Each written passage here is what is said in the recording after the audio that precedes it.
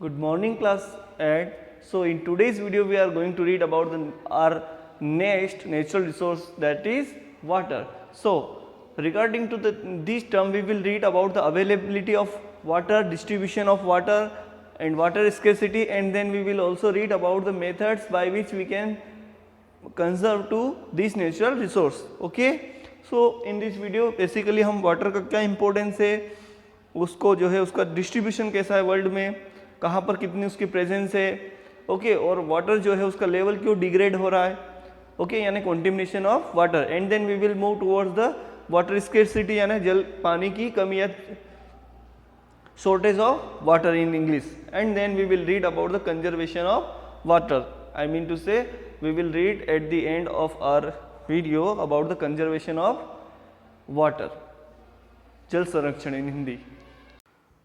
So students, here is written that our planet is known as a blue planet or we can say watery planet, क्योंकि यहाँ पर जो है अर्थ पर हमारा जो प्लानिट अर्थ, इस पर जो है इसका आप बोल दीजिए कि कितना 71% पार्ट जो है अर्थ का जो है वो किससे कवर्ड है, वाटर से कवर्ड है, and that's why it's appear blue from the space, and due to the huge present or we can say presence or we can say evident availability of water, our planet, the earth, is also known as watery planet. Okay, water, which is a renewable resource, gets renewed through the hydrological cycle. Okay, so let's read from your book right now.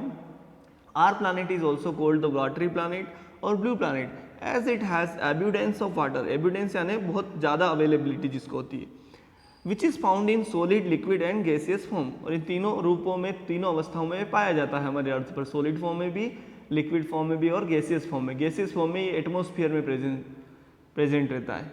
Okay, और solid form में जो है mountain tops पर, island reason में हो सकता है, like Greenland है या पोलर रीजन है, ओके, या आर्कटिक सर्कल से लेकर नॉर्थ पोल तक आपको ज़्यादा देखने को मिलेगा, और अंटार्कटिक सर्कल से साउथ पोल तक आपको ज़्यादा देखने को मिलेगा, या पोलर रीजन बोल दीजिए, सॉलिड स्टेट में यानी स्नो के फॉर्म में या आइस के फॉर्म में.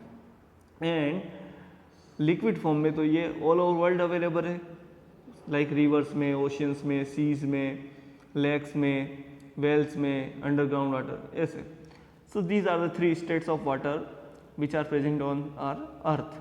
Now the distribution of water on the earth is highly uneven. अब अर्थ पर ये जो, वैसे तो हमने रीड किया है कि मोर देन 71%, मतलब अप्रोक्सीमेटली 71% जो है पार्ट अर्थ का जो है वो वाटर से कवर्ड है. इट इज़ मोर देन मैंने approximately 71% part of the earth is covered by water, but instead of this huge availability we are facing shortage of water. इतना सारा, मतलब पानी की इतनी सारी उपलब्धता होने के बावजूद भी हमें जो है जल की कमी या पानी की कमी का सामना करना पड़ रहा है, या जल समस्या का सामना करना पड़ रहा है. Why? So read about this. The distribution of water on the earth is highly uneven. पृथ्वी पर जो जल का वितरण है वो बहुत ही ज़्यादा असमान है, यानी 97% जो टोटल वाटर है, अवेलेबिलिटी ऑफ वाटर टोटल अगर 100 मान ले तो उसमें से 97% जो है वो तो कहाँ पर है, कहाँ पाया जाता है, ओशियन यानी महासागरों में, महासमुद्रों में. ओके, जो 5 ओशियंस है ना उनमें, एंड सीज यानी समुद्रों में. ओके, 7 सीज एंड 5 ओशियन जो है उनमें ही 97% वाटर आपको मिल जाए. तो ये वाटर तो सॉल्टी होता है, खारा होता है, which is not suitable for irrigation and for drinking, यानी ह्यूमन बींग के पीने के लायक भी नहीं है, और इरीगेशन यानी प्लांट एंड ट्रीज को भी हम उससे जो है इरीगेट नहीं कर सकते. ओके, यानी क्रॉप्स के प्रोडक्शन के लिए, एग्रीकल्चर के लिए भी वो सूटेबल, एग्रीकल्चर के लिए सूटेबल ऐसा तो नहीं बोलेंगे, पर हम बोलेंगे फार्मिंग के लिए, और जो है नेचुरल वेजिटेशन जनरली ग्रो नहीं कर सकती, क्योंकि एग्रीकल्चर तो बहुत वास्ट टर्म है, उसमें जो है फिशरी यानी मछली पालन भी आता है. तो मछली पालन तो किया जाता है समुद्र, उसमें महासमुद्र इनमें, ठीक है. तो यानी हम बोलेंगे कि ये फार्मिंग के लिए सूटेबल नहीं है, और नेचुरल वेजिटेशन इससे ग्रो नहीं किया जा सकता, जो हमारे लिए काम का होता है वो वाला. ओके, बेसिकली बड़े लेवल पर हम कह सकते हैं. और जो 97 के बाद जो 2% बचा हुआ पार्ट है, वो तो जो है आइस शीट्स यानी बर्फ की चट्टानों के रूप में कहाँ पर मिलेगा, अभी हाल मैंने बोला था आपको, पोलर रीजन में मिलेगा. ठीक है, एंड जो 1% है वो 1% जो है वो फ्रेश वाटर है, यानी ताज़ा पानी या मीठा जल जिसको बोल सकते हैं हम, जो हमारे पीने लायक है, that is fit for drinking and irrigating to our crops, okay, और वाटरिंग टू द प्लांट्स, जो फसलों को पानी देने लायक है या पौधों को पानी पिलाने लायक है और हमारे पीने लायक है, that is called fresh water. So the amount of the fresh water okay is 1% only.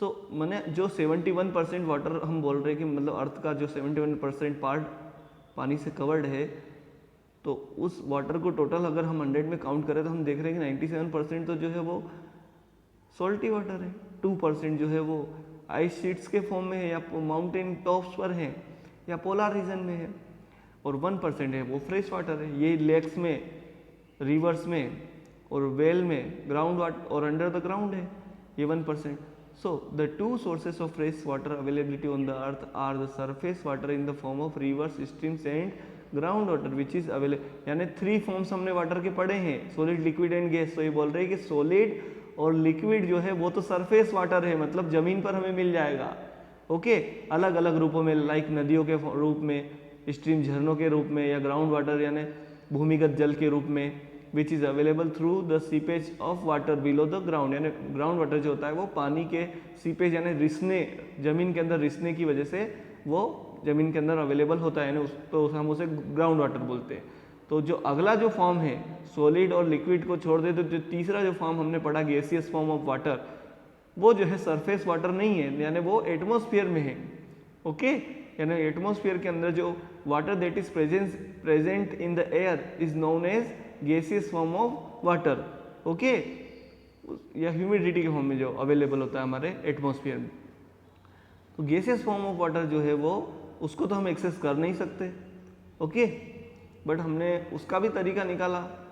आपने कभी सुना तो आर्टिफिशियल रेनफॉल होता है, तो आर्टिफिशियल रेनफॉल के थ्रू वही प्रोसेस होती है जो एटमॉस्फेरिक वाटर होता है, उसको आर्टिफिशियल क्लाउडिंग के थ्रू जो है रेनफॉल करवाया जा सकता है, लेकिन वो एनवायरनमेंट के लिए ये प्रोसेस अच्छा नहीं माना जाता है. इससे उस एरिया का इकोलॉजिकल बैलेंस आप बोल सकते हो वो डिस्टर्ब हो जाता है, टेम्परेचर, वहाँ की जो क्लाइमेटिक कंडीशंस होती है उस पर एडवर्स अफेक्ट पड़ते हैं, okay. Now hence the availability of fresh water on the earth is of great significant to man. यानी पानी की जो अवेलेबिलिटी है पृथ्वी पर ये इंसान के लिए बहुत जरूरी है. ग्रेट सिग्निफिकेंस यानी बहुत ही इंपॉर्टेंट चीज़ है. Obviously, in absence of water, can we think for about our survival? No, हम सोच भी नहीं सकते कि हम जीवित रह पाएंगे. Now, main uses water not only for drinking, cooking, washing, bathing, etc. ये बच्चों वाली बात हो गई, हम सबको पता है.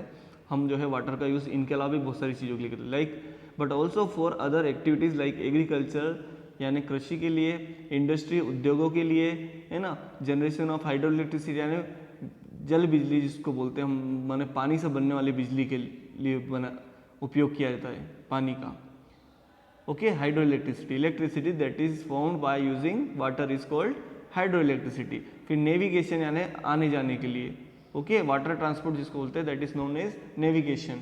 तो नेविगेशन के लिए, हाइड्रो इलेक्ट्रिसिटी के लिए एंड इंडस्ट्री और एग्रीकल्चर के लिए जो है किसका यूज़ किया जाता है, वाटर का यूज़ किया जाता है. ना ड्यू टू ओवर पॉपुलेशन यानी बहुत अति जनसंख्या की वजह से, इंडस्ट्रियलाइजेशन औद्योगिकरण की वजह से यानी बहुत ज़्यादा फैक्ट्रियाँ लगती जा रही हैं, नंबर ऑफ फैक्ट्रीज जो है वो अगेन एंड अगेन एस्टाब्लिश होता जा रहा है. एंड अर्बनाइजेशन है शहरीकरण, टाउन और शहर ये सब बढ़ते जा रहे हैं, ओके. उनका जो लिमिट दायरा है वो बाउंड्रीज है वो एक्सटेंड होती जा रही है, बढ़ती जा रही है. तो that is known as urbanisation, in Hindi शहरीकरण या नगरीकरण. The consumption of water has increased manifold. तो पानी का जो कंजप्शन यानी उपभोग है वो कई तरीक़ों से यानी मैनीफोल्ड यानी कई तरीक़ों से बढ़ गया है और बड़े स्तर पर. Increased agriculture production to meet the growing needs of the population. और इसी बढ़ती हुई पॉपुलेशन की ज़रूरतों को पूरा करने के लिए जो है हमें क्या करना पड़ रहा है, एग्रीकल्चर प्रोडक्शन को भी बढ़ाना पड़ रहा है. ऑब्वियसली बढ़ेगा, ओके. सपोज मान लीजिए पहले एक घर में 4 मेंबर्स थे, तो उनके लिए अगर पर मंथ के लिए उनके लिए मान लीजिए कि 30 kg राइस आ रहा था, ठीक है. तो नेक्स्ट और मान लीजिए 4 और आ गए तो अब 60 kg आएगा.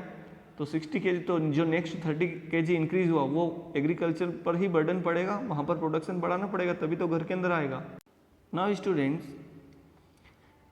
increased agricultural production to meet the growing needs of the population, modern life style यानी बढ़ती हुई जनसंख्या की मीट द नीड्स मतलब उनकी ज़रूरतों को पूरा करने के लिए जो हम प्रोडक्शन को बढ़ा रहे हैं, और मॉडर्न लाइफ स्टाइल जो हमारी है कि हम पानी को किस तरीके से यूज़ करते हैं। आप हम शावर में जो है बड़े आनंद से नहाते हैं घंटों घंटों तक, या जो है कार को बार बार धोते हैं, भले उसको वॉश करने की ज़रूरत नहीं है, कम पानी में भी धोया जा सकता है, जानबूझ के या बाइक को हम वॉश करते हैं, क्लीन करते हैं, ऐसे बहुत सारे तरीके हमारे। तो हम मॉडर्न लाइफ स्टाइल को फॉलो करते हैं, तो वहाँ पर क्या हो रहा है, मॉडर्न लाइफ स्टाइल में क्या होता है कि मैंने कंफर्टेबल वे में किसी भी नेचुरल रिसोर्स को हम यूज़ करते हैं बिना सोचे समझे, ठीक है, ऑफ द पीपल। तो इससे भी जो है बहुत सारे हमारे जो है तरीके बढ़ गए वाटर को यूज़ करने के, ठीक है। तो ऐसे बहुत सारी चीज़ें हैं जिनका मैंने उनको क्लीनिंग करना है, उनको यूज़ करने में हमें वाटर का कंजप्शन करना पड़ता है, तो उससे भी जो है वाटर का यूज़ बढ़ा है या कंजप्शन बढ़ा है। Greater use of electricity in industries, उद्योगों में बड़ी मात्रा में बिजली का उपयोग होने लगा। अब तो घरों में भी होता है, बहुत सारे इलेक्ट्रिकल इक्विपमेंट्स हो गए, पहले इतने होते नहीं थे। आज से 25 ईयर्स अगर आप सोचेंगे तो घर में आज आपके जितनी इलेक्ट्रिक इक्विपमेंट है उतने शायद पहले नहीं थे। तो यानी जितने इक्विपमेंट बढ़ेंगे उतना ही इलेक्ट्रिसिटी का कंजप्शन बढ़ेगा।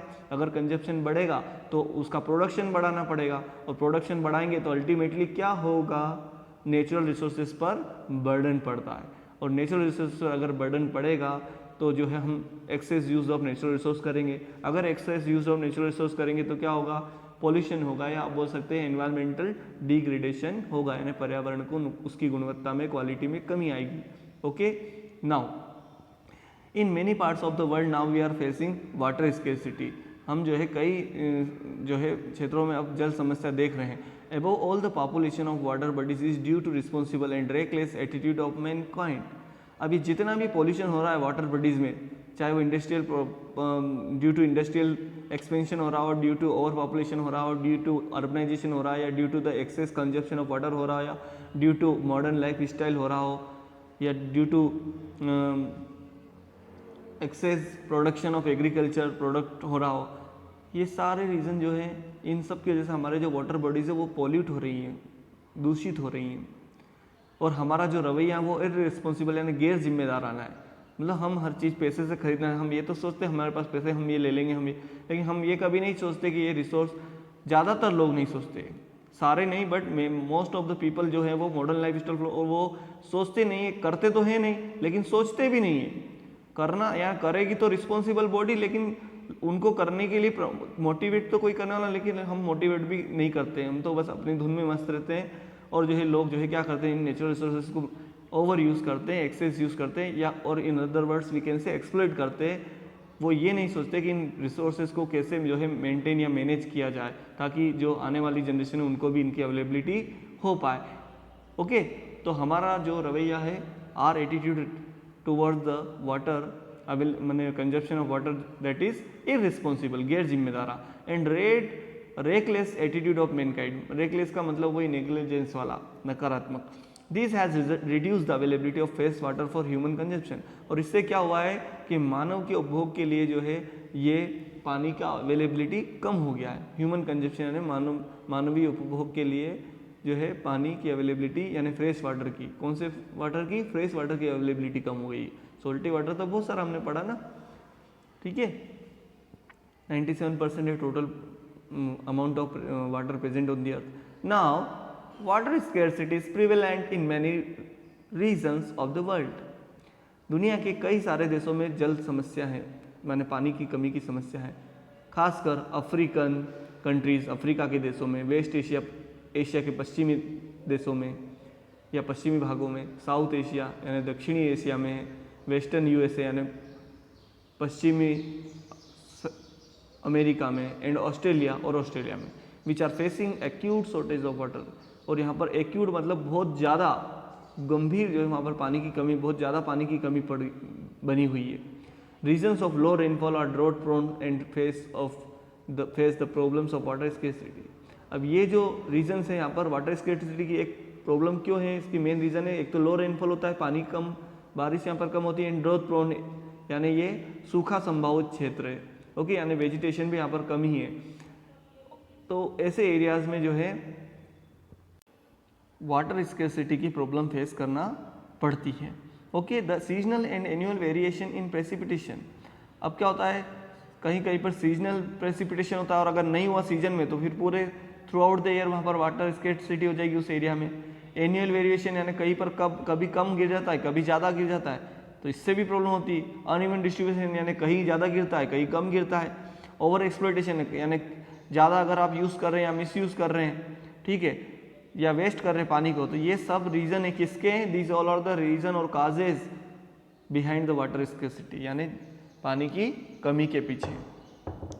Students, what about we are reading, it's not a job, okay, ये बहुत सीरियस प्रॉब्लम है। यू नो कि यमुना इज़ द मैंने सिग्निफिकेंट रिवर ऑफ इंडिया, उसका पानी पीने लायक नहीं था, गवर्नमेंट ने उसको मना कर दिया था सुप्रीम कोर्ट ने कि जो है इस नदी का पानी अब पीने लायक नहीं रहा है। दिल्ली और उसके आगे के जो रीजन थे वहाँ पर इतना जो है पॉल्यूशन इस लेवल पर, साबरमती रिवर को देख लीजिए, उसके आप नेट पर स्टडी करना, इतना पॉल्यूटेड हो चुकी थी, मतलब वह इंडिया के सबसे मोस्ट वर्ल्ड के पॉल्यूटेड रिवर में पहुंच गई थी। ऐसे बहुत सारे रिवर, तो ये हमारे नेग्लिजेंस की वजह से होता है, ओके, हमारा तो है ही सही और सिस्टम का भी होता है, लेकिन सिस्टम तब ज़्यादा नेग्लिजेंस हो जाता है जब हम एज ए सिविलियन जो है रिस्पॉन्सिबल नहीं होते हैं। नाउ बाय 2025 यानी 2025 से क्या होगा, नियरली 2 बिलियन पीपल यानी लगभग 200 करोड़ लोग will live in absolute water scarcity, यानी वो ऐसे एरिया में रह रहे होंगे आउट ऑफ 7 बिलियन पीपल, है ना, कि कैसे एरिया में जहाँ पर पानी बिल्कुल बहुत कमी होगी, उनको पानी के लिए बहुत परेशानी होगी, ठीक है। Through water is a renewable resource, यद्यपि पानी तो रिन्यूएबल रिसोर्स है, वो अपने आप नया बनता है, फिर से उसका हाइड्रोलॉजिकल प्रोसेस है, बट फिर भी yet its unequal accessibility to different part social groups make water scarcity a major problem in the world today. परंतु फिर भी इसकी जो एक्सेस है यानी इस पर जो पहुंच है पानी के लिए लोगों की, तो सोसाइटी के अलग अलग ग्रुप की, वो अलग अलग, यानी किसी को मिल रहा है किसी को नहीं मिल रहा है, ठीक है, वाटर स्कैर्सिटी की प्रॉब्लम होने की वजह से, और कहीं तो है ही नहीं, ठीक है। तो आज वर्ल्ड में ये एक बड़ी प्रॉब्लम हो गई है। अब वाटर स्कैर्सिटी अगर होता है तो सोसाइटी का जो पुअर सेक्शन है उसको सबसे पहले पूरा सबसे बैड इम्पैक्ट उस पर पड़ता है, okay. Major steps have been taken to conserve water, पानी को बचाने के लिए मुख्य कदम, बड़े बड़े कदम उठाए जा सकते हैं। The quality of water is affected by discharge of industrial effluents in water bodies without treatment. It means पानी की जो गुणवत्ता होती है वो कब खराब होती है, कब अफेक्ट होती है, जब उसमें इंडस्ट्रियल एफ्लुएंट यानी औद्योगिक अपशिष्ट, औद्योगिक कचरा, फैक्ट्रियों से कारखानों से निकलने वाला जो अपशिष्ट या कचरा या दूषित तत्व होते हैं, वो प्रदूषक जब पानी में मिल जाते हैं वाटर बॉडीज में, तो इससे वो खराब हो जाती है बिना उनको प्रॉपर ट्रीटमेंट किया है। उनको अगर आप सीवेज ट्रीटमेंट अगर हो जाता, उस पानी को साफ किए या उसका प्रॉपरली अगर उसको ट्रीटमेंट करके यानी उसको शुद्धिकरण करके उसमें कम से कम हानिकारक चीज़ों को, हार्मफुल सब्सटेंस को बाहर निकाल कर जो है उसको फिर आप मिला रहे हैं, तो इतना प्रॉब्लम नहीं होता है, ठीक है। तो सीवेज ट्रीटमेंट होना चाहिए, इंडस्ट्रियल एफ्लुएंट्स का ट्रीटमेंट होना चाहिए, उसके बाद ही वो वाटर बॉडीज़ में मिलाए जाने चाहिए, अगर मिलाना पड़ रहे हैं तो, अदरवाइज मिलाना तो चाहिए ही नहीं। Now use of fertilisers and pesticides in agricultural fields and discharge of urban waste are the major source of water pollution, यानी खेतों में जो फर्टिलाइजर, खाद उर्वरक बोल दीजिए, या पेस्टिसाइड्स, ओके, पेस्ट को किल करने के लिए जो यूज़ किए जाते हैं, और and discharge of urban waste, that means discharge of urban waste means होता है कि शहरों से निकलने वाली जो गंदगी होती है, यानी कचरा बोल दिए, नाली का पानी बोल दिए, ये सब, ये भी जो है वाटर बॉडीज़ को जो है पॉल्यूट करने के मेजर सोर्स यानी मुख्य स्रोत है, या मेन कारण है, या मेन रीजन है, या मेन कॉजेज है, ओके।